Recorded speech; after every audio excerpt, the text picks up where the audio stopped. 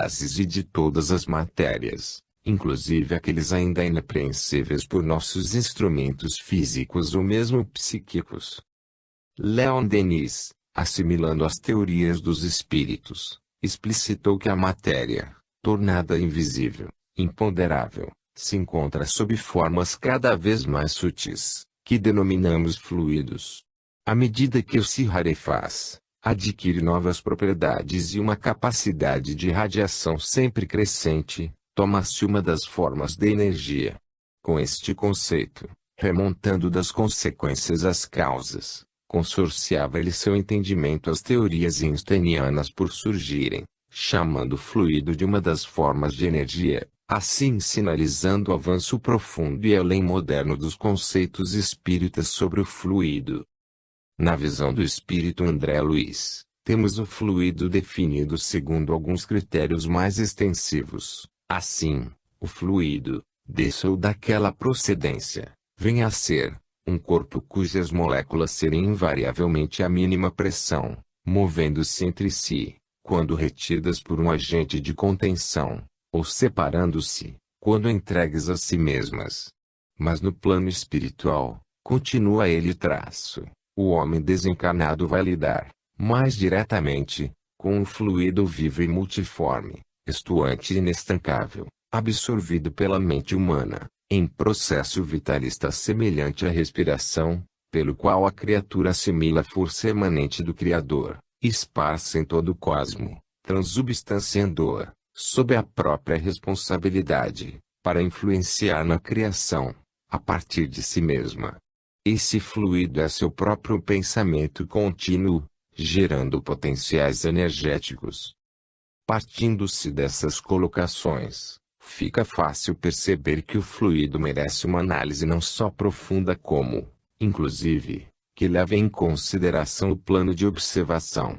Por extensão, convimos que nossos conhecimentos atuais são ainda muito limitados para penetrarmos na essência desta matéria. A necessidade do entendimento da mecânica do pensamento, tema atualmente estudado por espíritos desencarnados possuidores de conhecimentos bem avançados e evoluídos, e da própria absorção do fluido vital pela matéria são indispensáveis para o bom conhecimento de como se processa o domínio gerador do pensamento na criação de potenciais energéticos no campo fluídico esparso por todo o cosmo. Disso decorre que muita coisa ainda ficaremos por entender, mas, se por um lado coisas existem completamente ininteligíveis para nós, outro número satisfatoriamente razoável se nos oferece como elemento elucidativo por suas evidências e comprovações.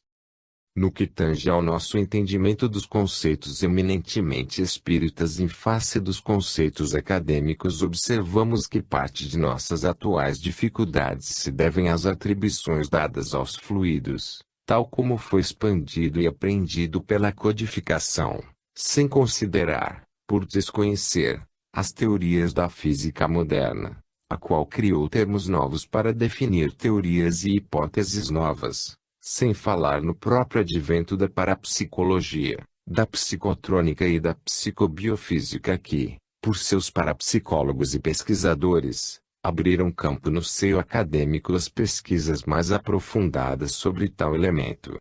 Afinal, quando Albert Einstein trouxe ao mundo suas revolucionárias teorias da relatividade dos campos unificados das forças, e Planck nos trazia a consideração as teorias quânticas, a codificação já estava para completar seu primeiro cinquentenário. Apesar disso, a não ser no que diz respeito a terminologias e nomenclaturas, tudo quanto ali está expresso condiz, e vai mais além com os mais avançados postulados e conceitos das ciências modernas.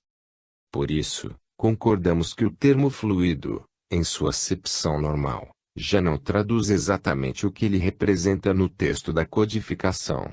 Do que assimilamos das modernas teorias físicas, os conceitos de campos energéticos e campos de força são aqueles que melhor enquadram o sentido que os espíritos e Kardec quiseram emprestar ao termo fluido, pelo menos no que se refere à sua abrangência, pois por campo não se entenderia uma força unilateral, mas uma dinâmica multidirecional. Exemplificando, seria como quando acendemos uma vela numa sala escura. A chama, que tem seu foco restrito e localizado, ilumina uma zona que lhe é o campo peculiar, não se restringindo esse campo à labareda, mas à sua ação iluminativa ou, ainda, ao alcance calórico de suas irradiações térmicas.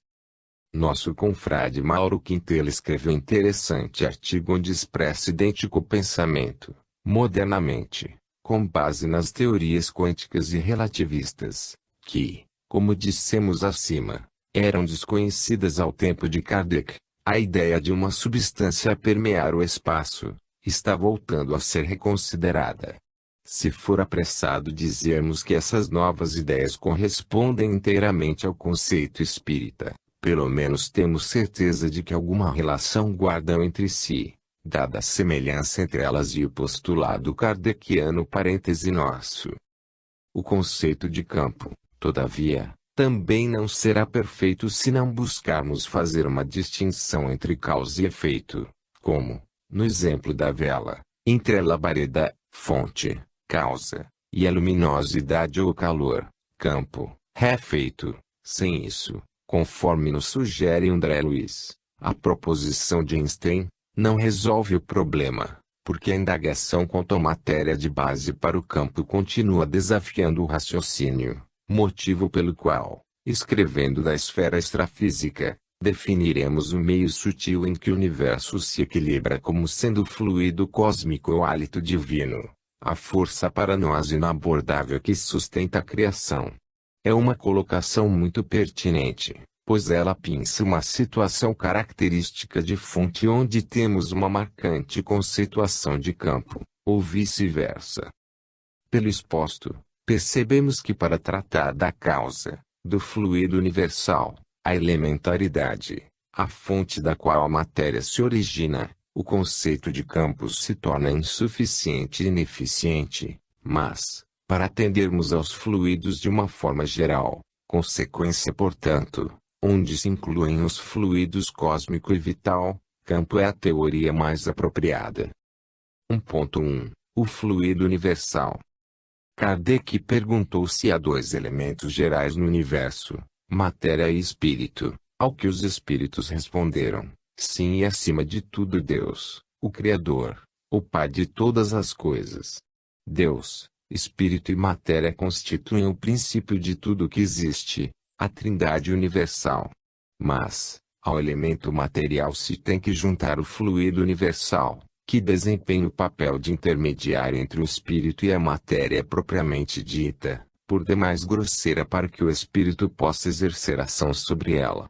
Embora, de certo ponto de vista, seja lícito classificá-lo como elemento material, ele se distingue deste por propriedades especiais. Se o fluido universal fosse positivamente matéria, razão não haveria para que também o espírito não o fosse. Está colocado entre o espírito e a matéria. É fluido, como a matéria é matéria, e suscetível, pelas suas inumeráveis combinações com esta e sob a ação do espírito, de produzir a infinita variedade das coisas de que apenas conheceis uma parte mínima.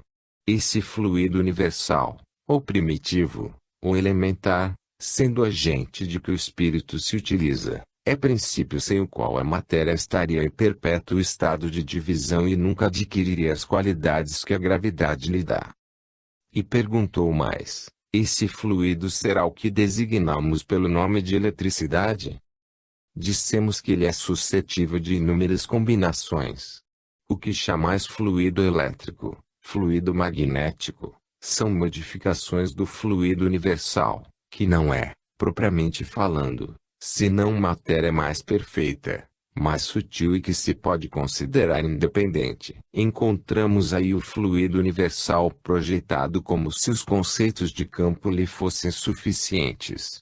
A perspicácia de Kardec, entretanto, vislumbrou se tratar de algo maior, de uma fonte inestancável, verdadeiro vórtice gerador matriz, pelo que ele entrevistou o Espírito São Luís, obtendo deste informações de que o fluido universal é o elemento universal, o princípio elementar de todas as coisas e que, Para o encontrarmos na sua simplicidade absoluta, precisamos ascender aos espíritos puros. Fica assim registrado que, além de elemento, ele é o princípio, a causa, a fonte, o que difere conceitual e estruturalmente das consequências, o campo. Dessa forma confirmamos que o fluido universal não pode ser conhecido totalmente por espíritos de nosso nível, pois para apreendê-lo em sua intimidade precisaríamos ascender a espíritos puros, nem poderemos atribuir-lhe, com segurança, os conceitos de campo tal como frisamos, sob pena de restringi-lo em sua verdadeira maior função, mas podemos assimilá-lo com suficiente segurança, pela exploração e pesquisa do fluido cósmico, até o ponto que as ciências, espírita e oficial, forem abrindo horizontes para um melhor registro e um mais perfeito entendimento. Apresentamos, entretanto, uma definição de fluido universal que acreditamos abarca suas mais evidentes características. O fluido universal, como elemento cosmogônico básico, verdadeira prima-fonte, assomando a característica de matriz funcional do grande campo criador do universo material, com seus universos macros e micros, visíveis e invisíveis, densos e tênues, criados e por criarem-se, e rompe conceitualmente com uma unidade criacionista das forças, a síntese das energias, o plano e o antiplano da matéria. 1.2 O fluido cósmico, ou a grande derivação do fluido universal. A primeira grande derivação do fluido universal é o fluido cósmico, o fluido que enche todos os vazios, o meio sutil em que o universo se equilibra e faz com que a matéria adquira as qualidades que a gravidade lhe dá, um verdadeiro campo energético pleno de elementos transformáveis, adaptáveis, expansíveis, contráteis, manipuláveis, enfim. Anotemos as palavras do Espírito André Luiz a respeito. Trata-se do plasma divino, hausto do Criador ou força nervosa do Todo Sábio. Nesse elemento primordial, vibram e vivem constelações e sóis, mundos e seres, como peixes no oceano. Nessa substância original, ao influxo do próprio Senhor Supremo, operam as inteligências divinas a ele agregadas, em processo de comunhão indescritível, extraindo desse hálito espiritual os celeiros da energia com que constroem os sistemas da imensidade. Em análogo alicerce, as inteligências humanas utilizam o mesmo fluido cósmico, em permanente circulação no universo, assimilando os corpúsculos da matéria com energia espiritual que lhes é própria, formando assim um veículo fisiopsicossomático em que se exprimem ou cunhando as civilizações que abrangem no mundo a humanidade encarnada e a humanidade desencarnada. Dentro das mesmas bases, plasmam também os lugares entenebrecidos pela purgação infernal, e que valem por aglutinações de duração breve. Na essência, toda a matéria é energia tornada visível e toda a energia, originariamente, é força divina de que nos apropriamos para interpor os nossos propósitos aos propósitos da criação. Rapidamente percebemos que André Luiz se refere, sublinearmente, aos conceitos de campo, chamando o fluido cósmico ora de substância original, ora de força divina. Deduz-se, por interpolação, que os conceitos de fonte não foram ali considerados. Em a Gênese encontramos, a matéria cósmica primitiva continha os elementos materiais, fluídicos e vitais de todos os universos que estadeiam suas magnificências diante da eternidade. Ela é a mãe fecunda de todas as coisas, a primeira avó e, sobretudo, a eterna geratriz. Absolutamente não desapareceu essa substância de onde provém as esferas siderais, não morreu essa potência, pois que ainda, incessantemente, dá à luz novas criações e incessantemente recebe, reconstituídos, os princípios dos mundos que se apagam do livro eterno. Percebamos como inicialmente foi inserido o termo matéria cósmica primitiva num sentido de campo e não de fonte. Considerado foi que ela continha os elementos materiais, fluídicos e vitais, e não que os gerou, Atente-se que gerar é diferente de criar. No momento seguinte, quando titulada de mãe e avó a um só tempo, ficou transparente o reconhecimento de se estar lidando com dois conceitos distintos, enquanto que a mãe fecunda data a imagem de campo energético, com suas cargas disseminadas e disponíveis à manipulação, a primeira avó, a eterna geratriz robustece a característica de fonte primacial, literalmente a mãe da mãe. Observemos que eles retratam o quadro da geração do campo cósmico na imagem da avó, e o painel autorrenovável daquela matéria cósmica quando lembra que ela recebe, reconstituídos, os princípios dos mundos que se apagam do livro eterno. A alusão direta ao tudo se transforma, ao princípio da conservação de energia. Disso tudo que temos analisado, acreditamos estar visível que fluido, mesmo universal, não é espírito nem princípio espiritual, pois, em sua natureza, o espírito é o princípio inteligente do universo, e inteligência é atributo que o fluido não possui, além do que a inteligência e a matéria são independentes, porquanto um corpo pode viver sem a inteligência. Mas a inteligência só por meio dos órgãos materiais pode manifestar-se. Necessário é que o espírito se una à matéria animalizada para intelectualizá-la. Assim nos dizem os espíritos da codificação. Raciocinando com Kardec, o estado de eterização do fluido é considerado como estado primitivo, normal, enquanto que o de materialização resulta das transformações daquele, ao ponto de se apresentar como matéria tangível nos seus múltiplos aspectos. O ponto intermediário é o da transformação do fluido em matéria tangível, sem que se verifique, todavia, transição brusca. A cada, um tipo de fenômeno especial, ao segundo, os fenômenos do mundo visível, ao primeiro, do invisível. Na eterização o fluido não é uniforme, suas modificações propiciam o surgimento de fluidos distintos que, se para os homens são invisíveis, para os espíritos é como se materiais fossem, possibilitando, inclusive, a manipulação dos mesmos por espíritos esclarecidos. Mas, aí remata ele, ainda não conhecemos senão as fronteiras do mundo invisível, o porvir, sem dúvida, nos reserva o conhecimento das novas leis, que nos permitirão compreender o que se nos conserva em mistério. Sem dúvida algumas teorias quânticas e relativistas se encontram entre ditas leis. Uma observação, contudo, merece registro. Kardec faz referência ao que usualmente chamamos de fluido espiritual. Nos adverte ele, com justa razão, que não se trata de uma qualificação exata pois os fluidos são sempre materiais. Entretanto, tal nomenclatura exprime e transmite a ideia de estarmos nos referindo aos fluidos utilizados pelos espíritos, pelo que se torna pertinente o uso. Não percamos tal observação para não cairmos em desentendimentos. 1.2.1 O princípio e o fluido vital. É o próprio São Luís, respondendo a Kardec, quem nos orienta. Se bem compreendemos o que dissestes, o princípio vital reside no fluido universal, dele o espírito extrai o envoltório semimaterial que constitui o seu perispírito e é por meio desse fluido que atua sobre a matéria inerte. É isso mesmo?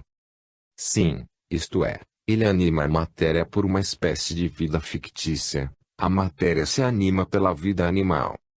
Pelas colocações do sábio São Luís, temos confirmado que a vida vem por ação do princípio vital, o qual, por dedução direta, é um campo. Sendo o princípio definido como qualquer das causas naturais que concorrem para que os corpos se movam, operem e vivam, vemos que o princípio vital é o toque mágico e propiciador da vida, o interruptor vital que faz a interligação de um campo específico chamado fluido vital com o elemento S proveniente S de outro campo princípio espiritual.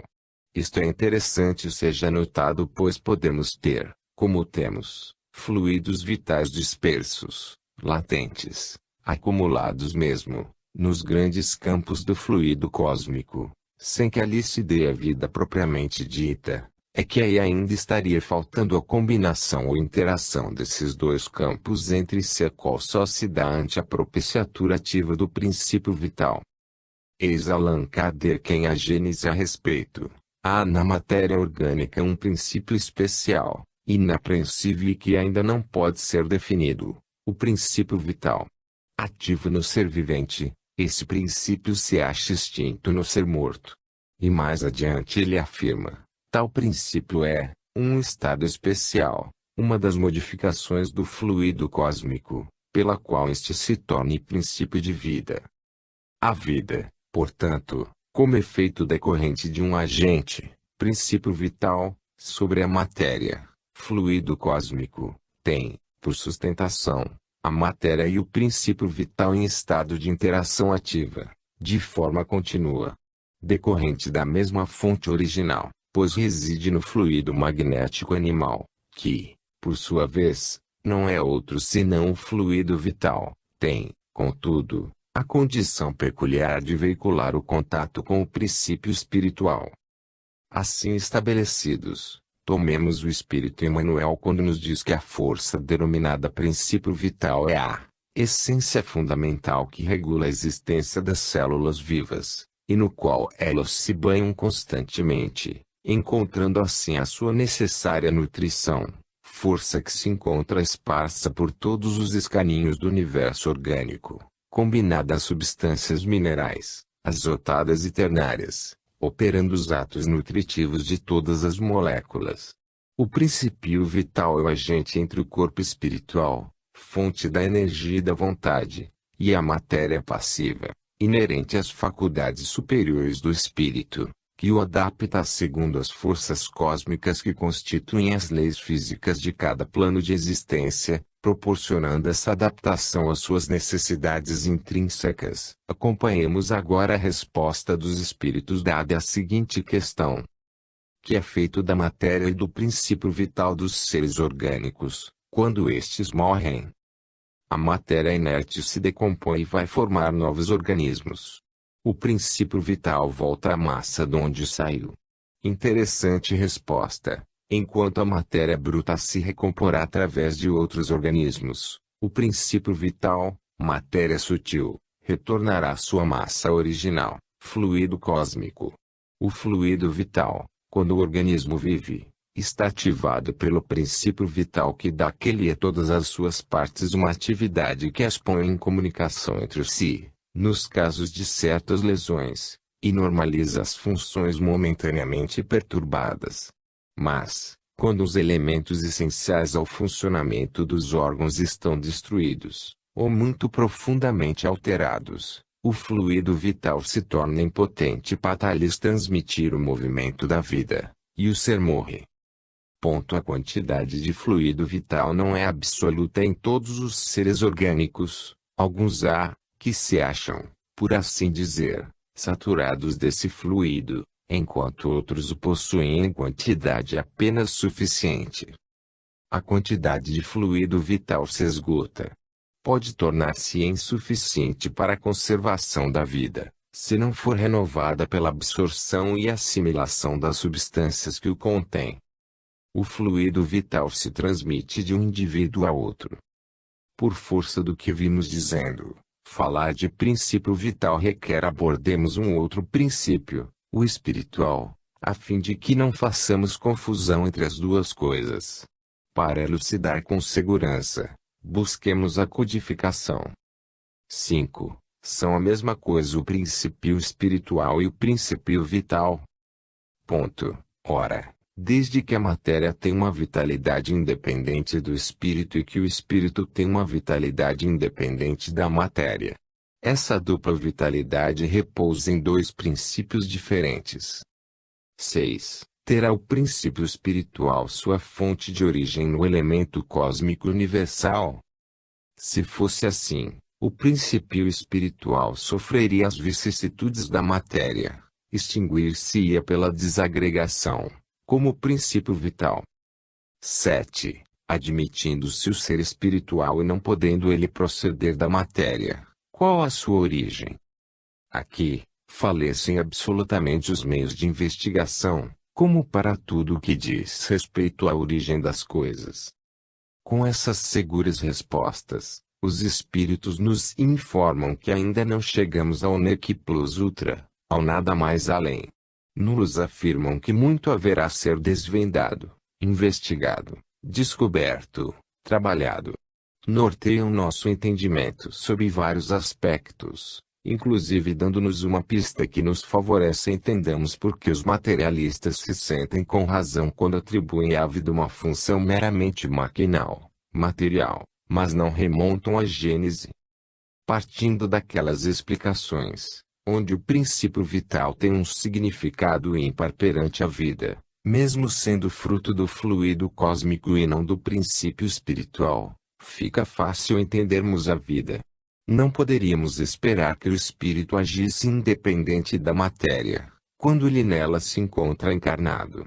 Sendo a matéria, corpo, o meio de expressão do espírito, terá aquela, forçosamente, que fornecer as condições requeridas para que este se manifeste, qualquer que seja o nível em que isto se dê.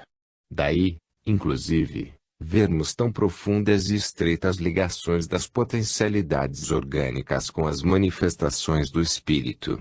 Mas, apesar disso, não fica nenhuma dúvida quanto à dualidade do princípio criativo, pois a essência espiritual à matéria não pode negar existência, nem explicar jamais. E isso aprendemos, de forma veemente, desde o tempo do Cristo: o que é nascido da carne, é carne. E o que é nascido do espírito, é espírito. Disso tudo, portanto, fica destacado que a inteligência, o espírito propriamente dito, se origina de outro princípio que não é o fluido universal mas sim o princípio espiritual, ou princípio inteligente universal. Neste ponto, podemos fazer uma síntese, figura 1. Deus, Pai e Criador, inteligência suprema, causa primária de todas as coisas. Dentre essas todas as coisas ele criou o fluido universal, fonte e princípio básico de todos os fluidos, o qual derivou, e continua a gerar, um grande campo. Sequência evolutiva resultante dos elementos gerais do universo, conforme verificado em O Livro dos Espíritos Li, e a Gênese G, de Allan Kardec. No quadro fluido vital, FV, as partículas ali disseminadas são, simbolicamente, os PVs inativos interruptores vitais. Para destacarmos a união dos dois princípios, fizemos ressaltar uma partícula de PV inativo a fim de melhor visualizarmos a interação que resulta na vida orgânica, em todos os reinos. O fluido cósmico, primeira, e talvez única, e maior decorrência do fluido universal, o qual, além de gerar todos os universos, macros e micros, tem dentro de si mesmo um outro campo. O fluido vital, que é o responsável, quando combinado com o fluido cósmico, ou com outras de suas derivações, através do agente chamado princípio vital segundo padrões muito especiais, pela vida. Voltando a Deus, na outra grande vertente da criação, surge princípio inteligente, universal, fonte do elemento espiritual que virá a ser o espírito imortal, o acionador do PV. 1.3 Conhecendo o fluido. O fluido cósmico sofre, primordialmente no estado de eterização, inúmeras modificações, podendo ou não deixar de ser etéreo, vindo a formar fluidos diferentes. Não obstante a mesma origem, tais fluidos adquirem propriedades especiais. Assim como, num processo chamado alotrópico, a combinação de dois átomos de oxigênio é o que chamamos de oxigênio simples, enquanto a combinação de 3 desses átomos faz com que se obtenha ozônio. Assimilamos a possibilidade da autocombinação poder produzir um outro elemento de padrão diferente do original sem, contudo, destruir-lhe ou negar-lhe a origem. O mesmo se dá, em formas e condições bem diversas e mais ricas, com o fluido cósmico, que não apenas se combina de maneira alotrópica mas por uma infinidade de meios, físicos, psíquicos e químicos, que nem sequer vislumbramos a quantidade e nem, muito menos, o modus operandi. Sabemos que o fluido universal, ou fluido cósmico etéreo, representa o estado mais simples da matéria. Sua sutileza é tal que escapa a toda análise. E, entretanto, desse fluido procedem, mediante condensações graduais, todos os corpos sólidos e pesados que constituem a base da matéria terrestre. O mundo dos fluidos, mais que qualquer outro, está submetido às leis de atração. Pela vontade, atraímos forças boas ou más, em harmonia com os nossos pensamentos e sentimentos. Conhecendo essas informações, podemos assegurar que a vontade de aliviar, de curar, comunica ao fluido magnético propriedades curativas. O remédio para nossos males está em nós. O magnetismo, considerado em seu aspecto geral, e a utilização, sob o nome de fluido, da força psíquica por aqueles que abundantemente a possuem. Citações de Leon Denis. Disso ressalta a precisão com que o fluido interfere em nossas vidas. Sua condição de afinidade, seu atendimento pela vontade, sua harmonização com os pensamentos e sentimentos, fornecem elementos básicos à nossa tarefa de cura, tanto quanto ao alcance como a necessidade de nos posicionarmos moralmente equilibrados para melhor podermos usufruir de suas virtudes. 1.4 Percepção, assimilação. Os elementos fluídicos do mundo espiritual escapam aos nossos instrumentos de análise e à percepção dos nossos sentidos, feitos para perceberem a matéria tangível e não a matéria etérea. Alguns há, pertencentes a um meio diverso a tal ponto do nosso, que deles só podemos fazer ideia mediante comparações tão imperfeitas como aquelas mediante as quais um cego de nascença procura fazer ideia da teoria das cores. Mas, entre tais fluidos, há os tão intimamente ligados à vida corporal, que, de certa forma, pertencem ao meio terreno. Em falta de comparação direta, seus efeitos podem observar-se, como se observam os fluidos do ímã. Kardec. Dessas palavras deduzimos que muito acerca de fluidos só poderemos alcançar através da percepção subreptícia, quer tátil, quer intuitiva, ou então por dedução lógica e filosófica. Entretanto, fato é que eles existem e que sua teorização não se estriba apenas em matéria impalpável tal qual eles, em sua maioria, o são. Seus efeitos são sentidos, percebidos, medidos alguns e evidenciados sempre, seja pela pujança do fato, seja pela dedução do mesmo, pelo que nos compete o estudo sério e aprofundado. O pensar metaboliza o fluido cósmico, plasmando as imagens geradas pela mente, sendo, por isso mesmo, uma força criadora.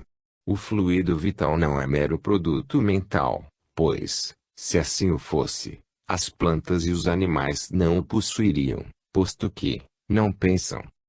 Mas, isso não diz que esse fluido não seja afetado pelo impulso mental, e não é pouco. Pela maleabilidade e impressionabilidade dos fluidos, nosso vetor moralidade exerce forte ponderação nos destinos que lhes são decorrentes. Isto podemos confirmar numa colocação do espírito à luz quando explanava sobre o sistema de defesa espiritual de um médium moralmente equilibrado. Quanto aos fluidos de natureza deletéria, não precisamos temê-los. Recuam instintivamente ante a luz espiritual que os fustiga ou desintegra. Os raios luminosos da mente orientada para o bem incidem sobre as construções do mal, à feição de descargas elétricas. Esta colocação, inclusive, responde às dúvidas muito comuns sobre o destino dos fluidos que são dispersados por ocasião dos passes. Notemos que a moralidade elevada exerce verdadeira desintegração sobre os fluidos nocivos, não alcançando estes. Portanto, aquele que se exercita nas práticas morais do Evangelho de Jesus, inclusive através do passe. Concluímos, portanto, que podemos perceber os fluidos através de nosso próprio referencial, Nosso ambiente mental definirá a camada fluídica que nos rodeia e que de nós emana, em favor ou contra o próximo. Como o fluido se comporta segundo a lei de afinidade, fácil percebermos tanto o ambiente fluídico que nos envolve como nos é favorecida a sua assimilação, segundo idênticos critérios. 1.5 Propriedades físicas. Retomando a Gênese, de Allan Kardec, ficamos sabendo que os espíritos atuam sobre os fluidos espirituais, que são os fluidos etéreos, não manipulando-os como os homens manipulam os gases, mas empregando, sobremaneira, o pensamento e a vontade. Por estes, e aqui relembramos a plasticidade dos fluidos etéreos, imprimem aqueles fluidos tal ou qual direção, aglomerando-os, combinando-os, dispersando-os, organizando com eles conjuntos que constituem uma aparência, uma forma, uma coloração determinadas, mudam-lhes as propriedades, como um químico muda dos gases e de outros corpos e substâncias, fazendo-os agirem e interagirem segundo certas leis. Os fluidos não possuem qualidades sui generis, as adquirem no meio onde se elaboram, modificam-se pelos eflúvios desse meio.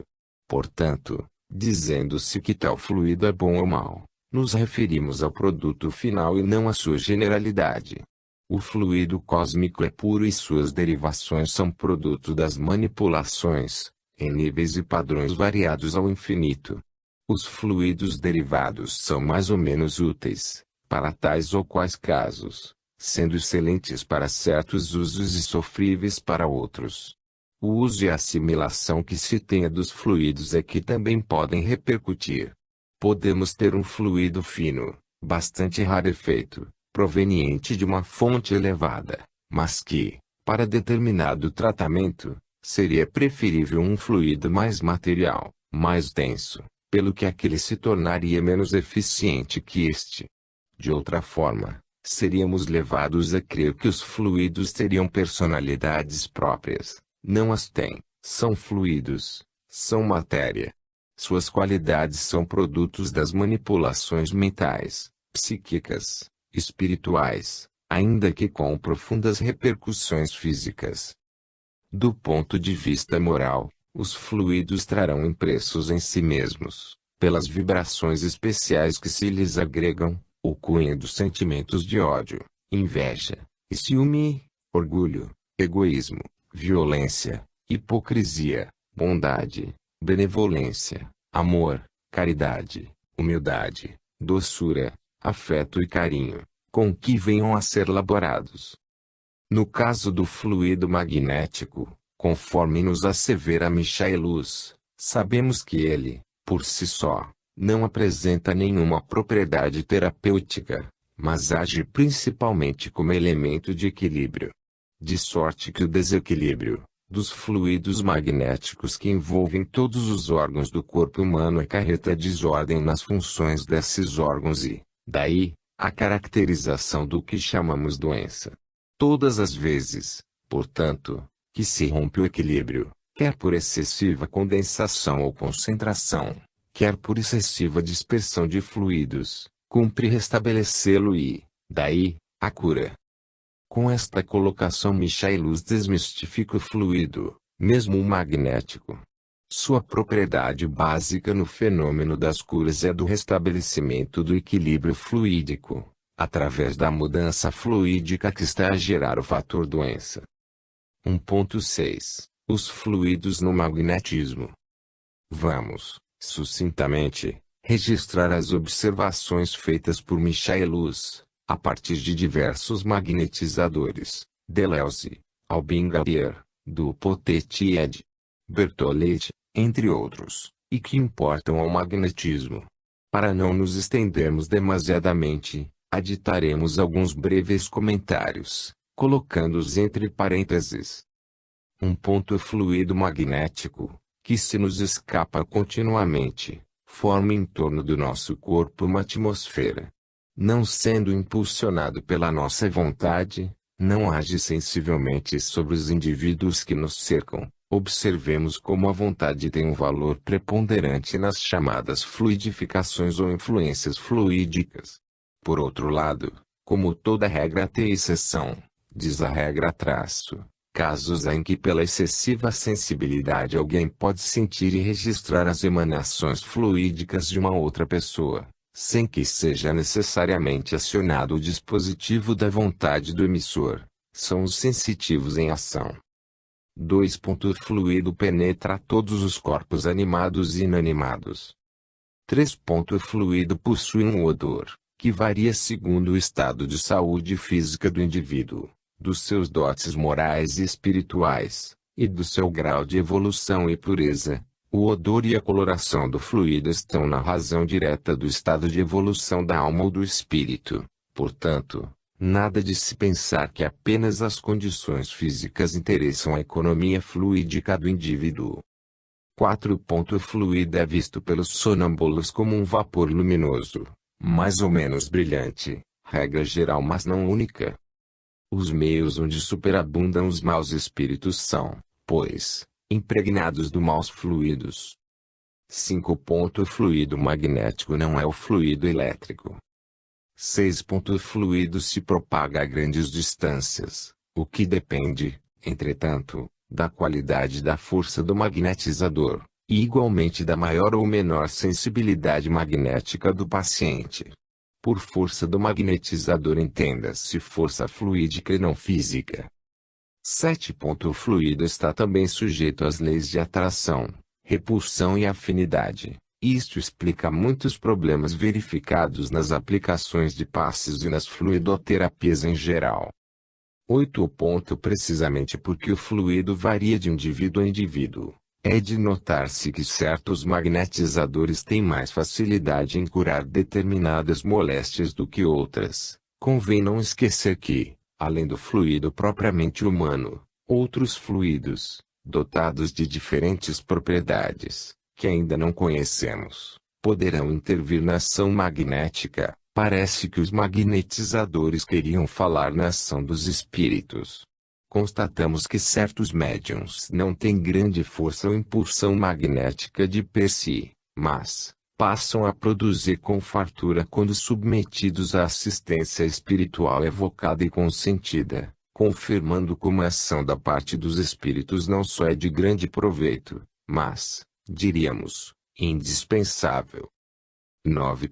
O estado atmosférico pode de certo modo aumentar ou diminuir a intensidade do fluido e, portanto, a eficácia da magnetização. Esta observação não faz muito sentido por dois motivos. Quando lidamos com fluidos espirituais, estes não se comportam exatamente como os magnéticos, nem quando aplicados em sua forma mista. Por outro lado, magnetizadores contemporâneos comprovaram que tais estados atmosféricos não influem no magnetismo animal, como evidencia a ação da fluidoterapia à distância.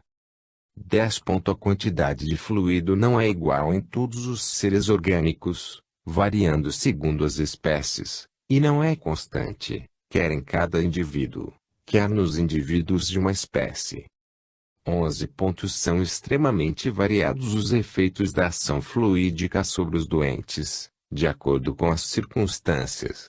Algumas vezes é lenta e reclama tratamento prolongado, outras vezes é rápida, como uma corrente elétrica. Os fluidos que emanam de uma fonte impura são quais substâncias medicamentosas alteradas. 12. A ligação entre o fluido magnético e os corpos que o recebem é tão íntima que nenhuma força física ou química pode destruí-lo.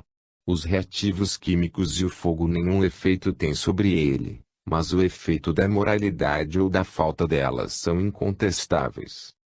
Donde se conclui que há muito pouca analogia entre os fluidos imponderáveis que os físicos conhecem e o fluido magnético. 13. Por último, não é demais repetir que o magnetismo ensaia os seus primeiros passos e que muito pouco sabemos sobre o seu principal veículo do fluido, e que só um estudo e experimentação poderão um dia descortinar o vasto e limitado caminho a percorrer. Esta é a parte mais óbvia disso tudo, mas, infelizmente, poucos têm dado a atenção que é devida a tão fascinante estudo. Ao final, Queremos ressalvar que nem tudo que é bom e certo para o magnetismo, como ciência, o é igualmente para os passes, como prática espírita, pelo que vale termos em mente o cuidado para não tomarmos a especificidade daquele pelo geral das leis deste, ou a generalidade do magnetismo pelas particularidades do passe espírita. 2. Perispírito. Envolvendo o germen de um fruto, há o perisperma. Do mesmo modo, uma substância que, por comparação, se pode chamar perispírito, serve de envoltório ao espírito propriamente dito. Allan Kardec. 2.1 Definição. Por ter sido o termo criado pelo Espiritismo, ninguém melhor que Kardec para o definir. Perispírito é o traço de união entre a vida corpórea e a vida espiritual.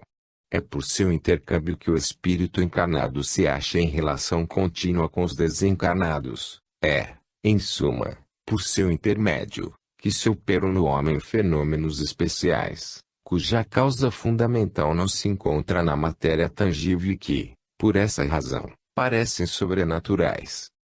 Ponto. O perispírito é o órgão sensitivo do espírito, por meio do qual este percebe coisas espirituais que escapam aos sentidos corpóreos. O espírito vê, ouve e sente, por todo o seu ser, tudo que se encontra na esfera de radiação do seu fluido perispirítico.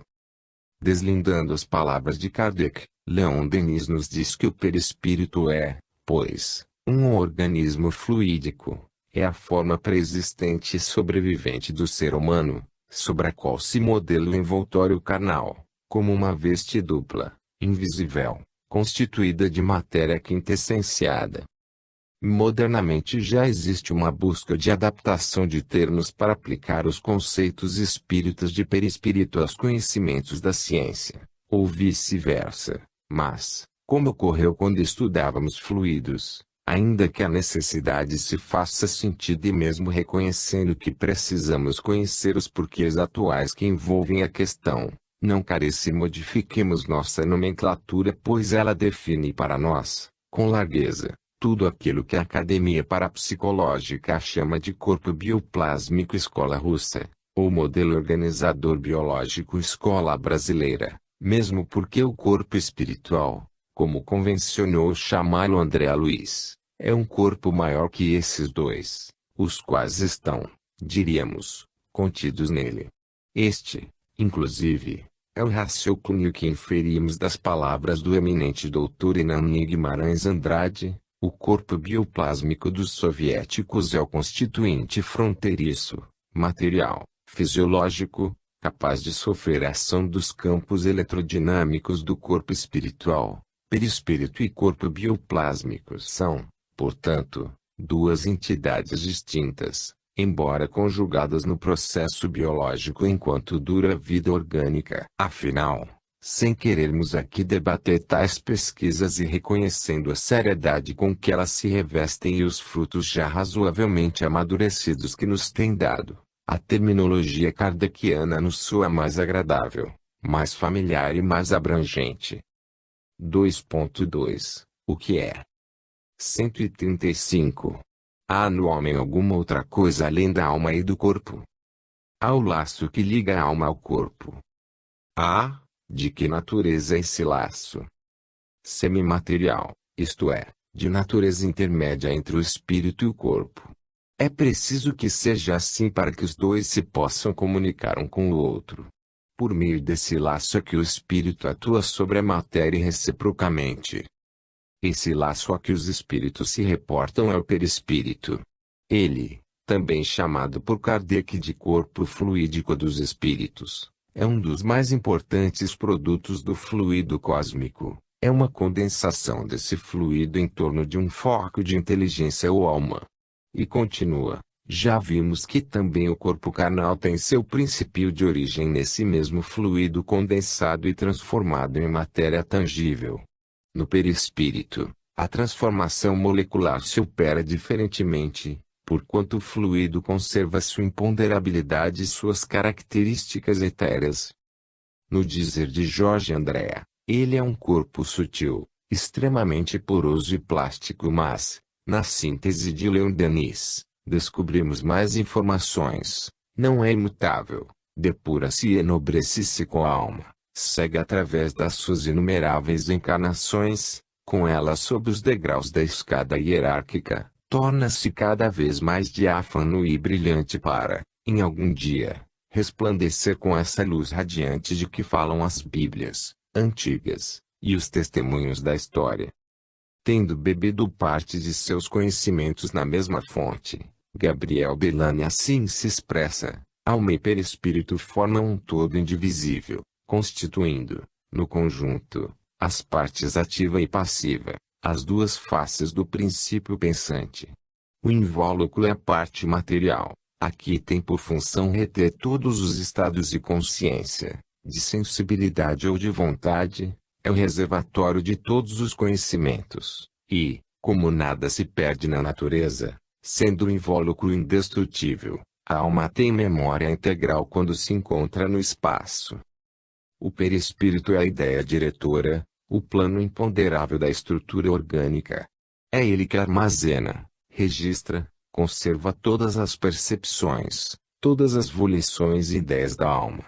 E não somente incrusta na substância todos os estados anímicos determinados pelo mundo exterior, como se constitui a testemunha imutável, o detentor indefectível dos mais fugidios pensamentos, dos sonhos apenas entrenstos e formulados. É, enfim, o guardião fiel, o acervo imperecível do nosso passado. Em sua substância incorruptível, fixaram-se as leis do nosso desenvolvimento, tomando-o, por excelência, o conservador de nossa personalidade, por isso que nele é que reside a memória. Bem se percebe que esta visão nada tem de periférica, vai ao âmago da questão e amplia os campos de entendimento sobre tão fascinante veículo.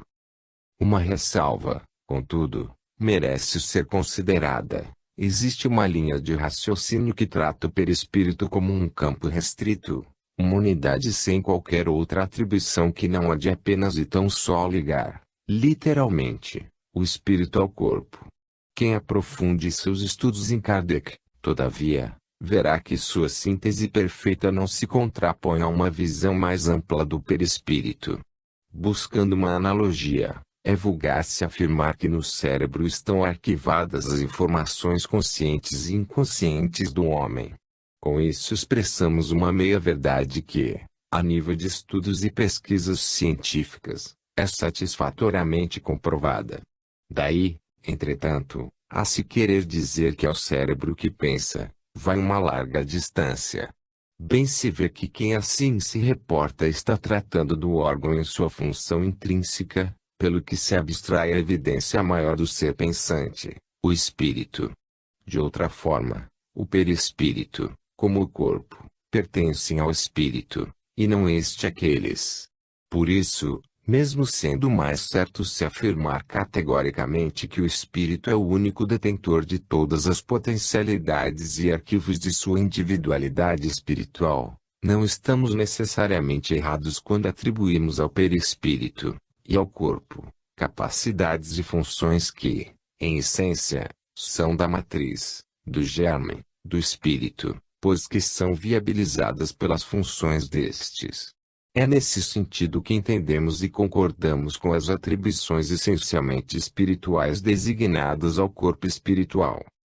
Exemplificando, tomemos algumas palavras do Espírito Emmanuel em seu livro Dissertações Mediúnicas, as quais atribuem certas funções ao perispírito, e que podem ser bem assimiladas dentro da característica que frisamos. O organismo fluídico, caracterizado por seus elementos imutáveis, é o assimilador das forças protoplásmicas, o mantenedor da aglutinação molecular que organiza as configurações típicas de cada espécie, incorporando-se, átomo a átomo, a matéria do germe e dirigindo-a, segundo a sua natureza particular.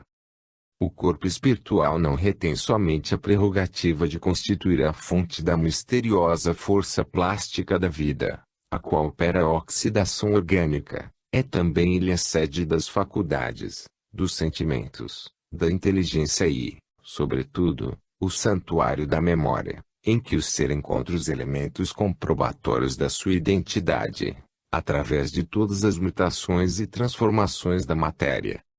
É ainda, pois, ao corpo espiritual que se deve a maravilha da memória, misteriosa chapa fotográfica, onde tudo se grava, sem que os menores coloridos das imagens se confundam entre si.